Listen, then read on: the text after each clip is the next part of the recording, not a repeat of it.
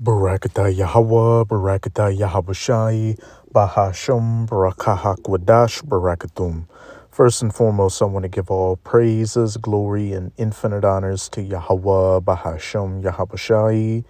Double honors to the apostles and elders, a great millstone who ruled and teach well.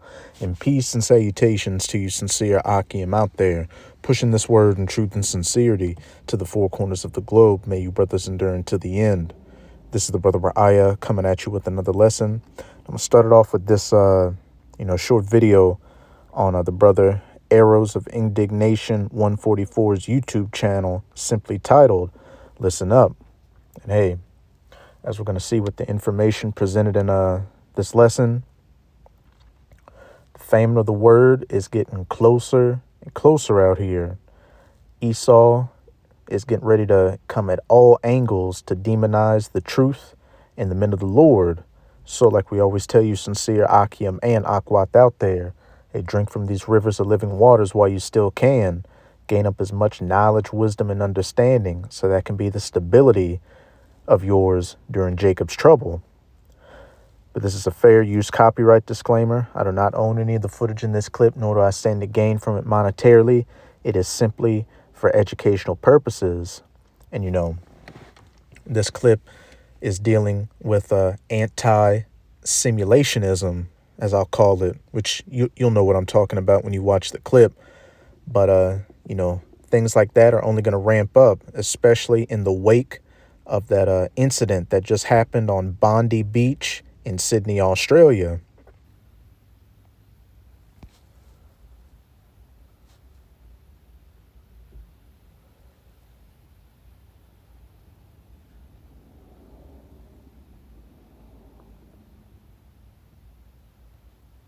Shine a light on you that thanks to Google and SEO will follow you for the rest of your life. When you look for a job, when you look for a spouse, when you look for a nanny, when you look for anything, our work will always be documented. Again, thanks to Google and SEO.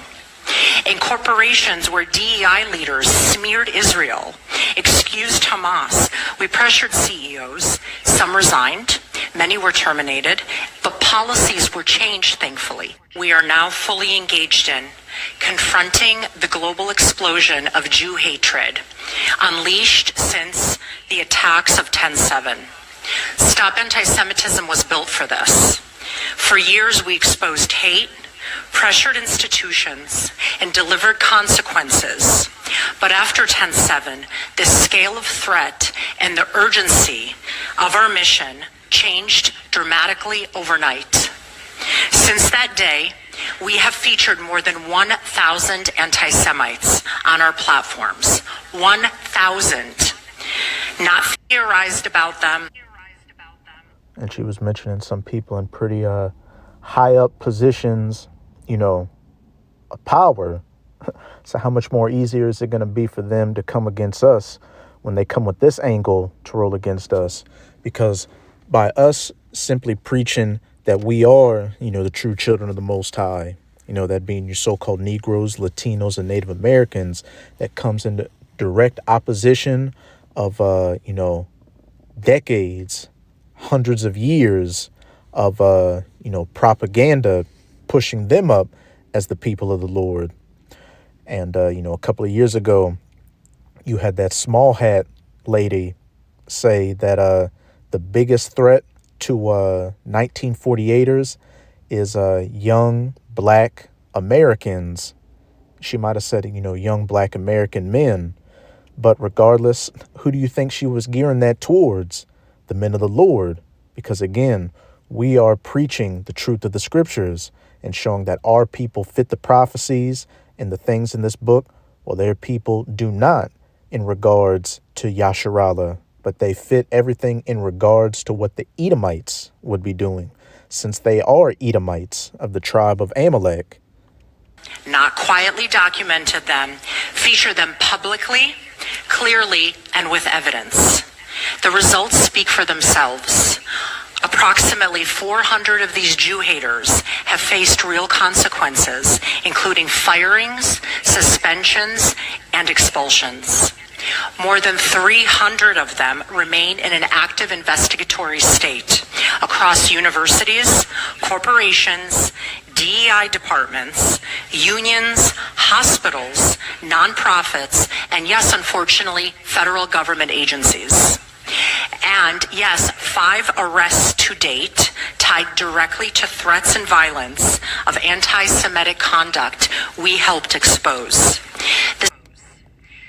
Revelation 2 verse 10, behold, the devil shall cast some of you into prison that ye may be tried. And, one verse up in Revelation 2 verse 9, it talks about, I know thy poverty and thy, low position, but thou art rich, because we are the true children of Israel. And, the hate of them which say they are Jews, but are not, but are the synagogue of Satan. This reminds me, they're really ramping up on it now. But hey, this has always been something, throughout the years. You say something against the small hats, there are penalties for it. I remember back in high school, in my freshman year, I had a Ishmaelite teacher who was actually Palestinian. His family back in the 70s came to America because the I to the D to the F. He told me this story. They came late one night, kicked in his door, and told his family, look, you got to go. So fast forward, in comes to America, becomes a teacher. And I remember before this whole, backlash from the Gaza war and October 7th and all that, he was showing us clips on what the Amalekites were doing to the Ishmaelites over there. And we had a 1948er student who went and complained to her parents, and her parents complained, to the heads of the school, and he was heavily penalized for it. I remember he eventually lost his job. I can't remember if it was over that incident or not, but I just remember, when that incident took place, he was heavily penalized for it, and that's on a low as you can get level. So how much more when the whole weight and wealth of Amalek comes against the men of the Lord? And then they have, she mentioned Google, and later on she's going to mention chat, GBT, AI, the media, all these things. So, hey, to you sincere Akim and Akwat out there, hey, you better be preparing your spirits for the persecution to come, because it's going to be on a level that, we can guess at it right now, but it's going to exceed even what we think it's going to be. This is what accountability looks like. This is what action looks like. This is what pushing back hard looks like against the tidal wave of hate that has consumed the United States and global population. From our founding, Stop Anti-Semitism has operated on one guiding belief. Anti-Semitism thrives when there are no consequences. So we created consequences, a lot of them. We created visibility. We turned the spotlight towards those who targeted on our community, making silence impossible. On campuses where Jewish students were hunted through libraries, where professors glorified Hamas and Hezbollah terrorists, where mobs shut down our buildings and administrators hid under desks, we stepped in. We documented the offenders. We worked with attorneys, lawmakers, and victim families. And remember, the Nero 47 administration was revoking visas of foreign students who were found to be a part of, those protests, or had made, anti-1948er comments online. And keep that in mind. It's going to play heavily into the next bit of information we're going to go into. We ensured the message was not mistakable. If you target Jewish students, your actions will not disappear into the darkness. We will shine a light on you that, thanks to Google and SEO, will follow you for the rest of your life. When you look for a job, when you look for a spouse, when you look for a nanny, when you look for anything, our work will always be documented. Again, thanks to Google and SEO. In corporations where DEI leaders smeared Israel, excused Hamas, we pressured CEOs. Some resigned, many were terminated, but policies were changed, thankfully, from governmental to art institutions. Online, where anonymous accounts spread violent threats, we traced patterns, elevated evidence, and worked with authorities, leading to arrests from Florida, South Carolina, New York, California, and Texas. And we're not slowing down, sadly. Today, Stop Anti-Semitism, I'm proud to say, runs one of the most robust anti-Semitic enforcement operations in the United States, monitoring campuses, digital networks, activist groups, and public officials, documenting incidents in real time and mobilizing millions of people, of allies that are quietly by our side. But the fight is bigger than the exposure, and it's about securing a future where Jewish students can walk across a quad without being screamed at, a future where employers understand that anti-Semitism is not activism, it's bigotry, and it will cause you to lose your job. A future where fact, not propaganda, shapes policy. A future where global institutions, from Google to ChatGPT, from governments to universities to media, finally treats Jew hatred with the serious of others. From Google to ChatGPT to government to many different major institutions minority out here. Targeted hate. Together we need three things: action, real action as I listed, accountability, relentless vigilance, because anti-Semitism does not take breaks. It doesn't wait for elections. It doesn't disappear because we are exhausted and tired. And when I tell you myself and my team are exhausted and tired. That's it with that clip. You get the point. But this is Isaiah chapter 29. I'm going to start at verse 18. And in that day shall the deaf hear the words of the book, and the eyes of the blind shall see out of obscurity and out of darkness. And these are the days we're living in. You know, the last second to the last days, where the elect of the nation of Israel, you know, their spiritual eyes and ears are being opened to the truth of the scriptures, you know, to the truth of their identity and to the truth of their power. Yahweh Bahashem Yahabushai. The meek also shall increase their joy in Yahweh, and the poor among men shall rejoice in the Holy One of Israel. I know thy, poverty and, that low position, but thou art rich, because what?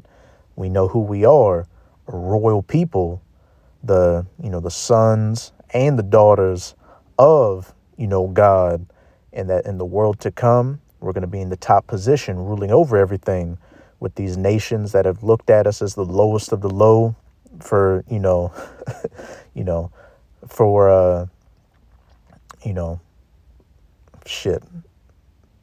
forever at this point, are going to be, beneath our feet. Verse 20, for the terrible one is brought to naught, and the scorner is consumed, and all that watch for iniquity are cut off, which is happening spiritually right now with the men of the Lord, the prophets of the Most High, chiefly of GMS or Great Millstone, as well as the sincere brothers coming in the spirit of GMS, breaking down these scriptures with 144% truth and clarity, exposing the lies that Esau Edom has put out here to deceive the people. One of the chief ones being of Amalek, being, the sons of the Most High. And then, the physical part's going to come when Yahawashi, the Son of the Most High, whom the world ignorantly refers to as so-called Jesus, makes his second coming to save his elect and put an end to Esau and the rest of the heathens' rulership. Here's the main point I wanted to get to, verse 21, that make a man an offender for a word, and lay a snare for him that reproveth in the gate, and turn aside the just for a thing of naught.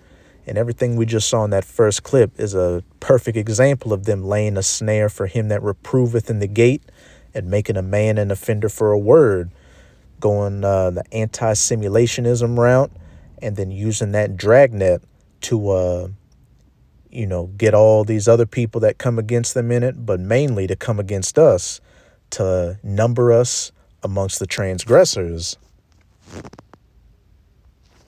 But now I'm going to go to my second clip on a call for an Uprisings YouTube channel, which found this video through a lesson the Elder Yashuwamba of the Dallas camp was doing.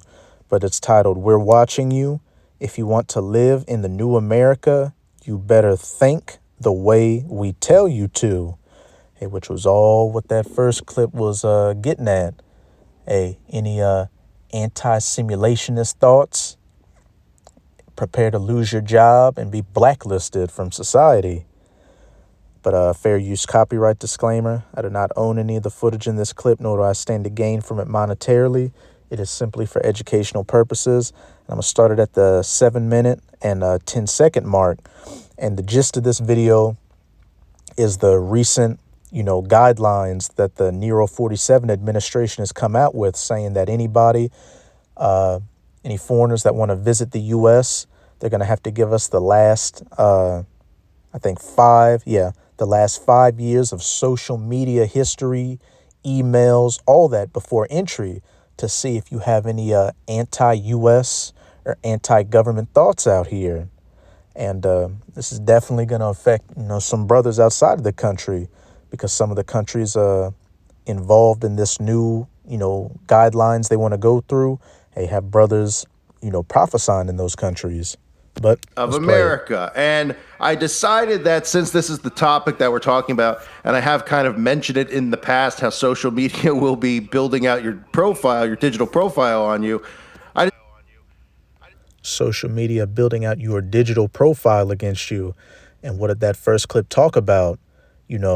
Using Google, ChatGPT, and these other institutions to find instances of anti-simulationism and blacklist you from society. I decided to use AI and ask it questions about how this entire process is going to work. Who's going to be disqualified from entering the United States based on their social media content? And I even asked it questions about certain topics like 5G or being anti-vaccine, what that means in regards to getting a U.S. visa, and you will not believe the answers that it gave to me. So let's start here. U.S. authorities, including the Department of State and Customs and Border Protection, use social media disclosures to conduct security vetting under the Immigration and Nationality Act. The goal is to identify applicants who are inadmissible due to national security threats, public safety risks, or violations of U.S. laws.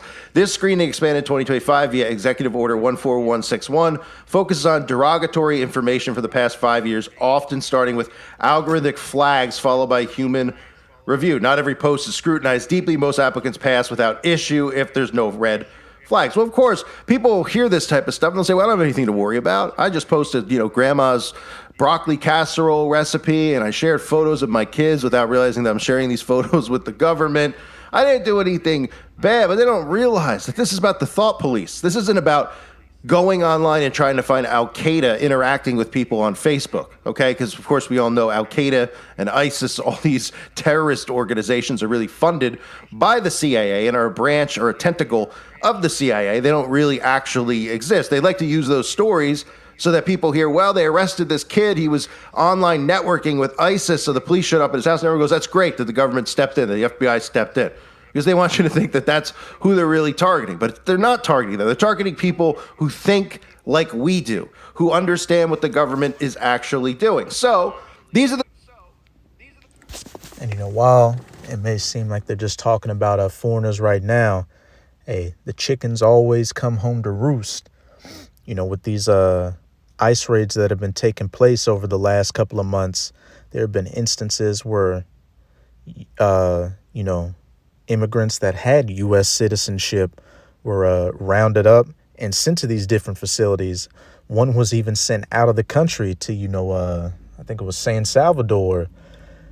And then in the lead up to all these things, you had Nero 47 saying, look, we're getting all these violent criminals from out of the country, who are illegally staying here back out of the country. But hey, we have some of our own, homeborn criminals that we need to think about getting out of the country. Things are getting ready to be very draconian out here. As it says in Revelation 12, verse 12, the devil that deceiver, Esau, Edom, specifically the elites, are about to come down in great wrath because they knoweth that they have but a short time. Esau and, especially these Amalekite Edomites see the writing on the wall. They're getting exposed left and right. So now they're having to fast track to fulfill their NWO, that great RESET. And then on top of that, I did a video a couple of months ago on how I think it was, I'm trying to think, it might have been in Idaho or, somewhere, to the northwest of the country. They're talking about building, internment camps for the homeless. We've got those camps. You've got those ICE, detention camps like Alligator Alcatraz. And, though they're being, initially built for homelessness or immigration and whatnot, as they criminalize more and more behaviors and the ways people think out here, they have ready-made facilities to send you to. Again, back in Revelation 2, verse 10, the devil shall cast some of you into prison that ye may be tried. Now let's see what some of these things, what some categories would be considered for grounds to keep a foreigner from coming into the country. Things that they'll give you: terrorism or extremism. These are people who are going to get flagged when trying to enter the U.S., okay? Terrorism or extremism: posts supporting, aiding, or promoting designated foreign terrorist organizations like ISIS and Hamas. Extremist rhetoric: sharing propaganda. Anti-American. Hey, like I said previously, on, those campuses where students were protesting, the Gaza war, the Nero 47 administration went against foreign students to take away their visas because they were found protesting or posting anti-Amalek or anti-U.S. rhetoric online. Or anti-Semitic views. You got to love how that lines up. Oh, let's back that up. Designated foreign terrorist organizations like ISIS and Hamas. Extremist rhetoric: sharing propaganda. Anti-American or anti-Semitic views. You got to love how that lines up with one another. Not anti-Christian, just anti-Semitic, always is, right? Endorsing, promoting, or espousing hostility toward the U.S. government, its policies, or American values. Anti-Semitic harassment, violence, or conspiracy theories. So these are the things that are on the list, okay? So conspiracy theories about the Jewish people. That means talking about the synagogue of Satan. That means talking about things like the blood libel. They will deny you a visa. If you've ever posted or shared a video from somebody like me or someone else that you listen to on your Facebook account that might have asked questions about the origins of vampires, so to speak, well, guess what? That'll be considered anti-Semitic, and you'll be denied entry into America. Then they say criminal activity, admissions of boasts, or... They got that saying, all roads lead back to Rome. When a lot of this persecution that's coming, all roads lead back to Amalek. That's it with this clip. Let's get back to these precepts. This is Matthew chapter 10. I'm going to start at verse 16. And the header on the blue letter reads, a hard road before them. And this was Yahushua speaking to the disciples of the persecutions and trials and tribulations they would go through for following after him. Nay, the servant is not greater than his master. And as it says in Romans 15 also, everything written aforetime was written for our learning. The disciples, the apostles, the followers of Yahushua went through persecutions in the past. Hey, we're in Acts 2.0, so we're about to go through the same. Behold, I send you forth as sheep in the midst of wolves. Be ye therefore wise as serpents and harmless as doves. All we have to do is preach the word out here in truth, and we see how much damage it's done to Esau, Edom, his lies, and his rulership. We don't need to do anything more than that. Don't need to get carnal, physical, take up arms, build schools or food lines, any of that BS, which is all going to get destroyed. Verse 17, but beware of men, for they will deliver you up to the councils, being labeled an anti-simulationist, an enemy of the state, a domestic teist, and, being cast into prison, brought before, as it's going to go into the next verse, governors and judges for a sentence, and they will scourge you in their synagogues, and ye shall be brought before governors and kings for my sake, for a testimony against them and the Gentiles. Hey, the brothers that are brought before the kings and the governors and these higher ups in society, it's going to be for a testimony against them and the Gentiles, the heathen Gentiles, to tell them to their face that no, you aren't the children of the Most High, that we are, that you're going into slavery. Verse 19, but when they deliver you up, take no thought how or what ye shall speak, for it shall be given you in that same hour what ye shall speak. For it is not ye that speak, but the Spirit of your Father which speaketh in you. So to, your Akim out there that find yourself in this position, hey, as you've been having faith in Yahweh Bahashem, Yahweh Shai to get you this far, continue to hold the faith. And as it says, don't even think what you're going to say. The Lord is going to give you exactly what you need to say and put you in exactly what spirit you need to be in, whether it's in an aggressive spirit, a meek spirit, you name it. Yahweh Bahashem, Yahweh Shai is going to be with us, 144% all the way if we be at that number.